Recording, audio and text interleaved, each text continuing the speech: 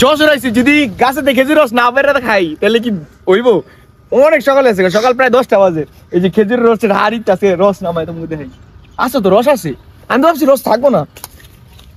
রস তো আছে, আমি তো ভাবছি রস থাকবো না, কিন্তু এখন তো রস আছে। এই খাওয়া যাবে রস, দেখো ভিতরে রস আছে, খাই দেখবো।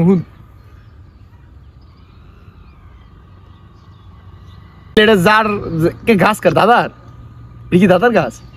তো এটি পাইয়া তুই সমস্যা নাই, দাদার গাছই পাইয়া নিয়ে পারে, এটি পাইটা থিয়া দিই।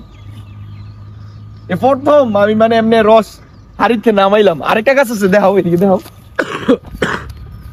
এটা আরেকটা আছে, ওই এটার ভিতরে কারো দেখাই, এটার ভিতরে দাদা বুদ্ধি করে কচু দিয়ে দিয়ে দিছে।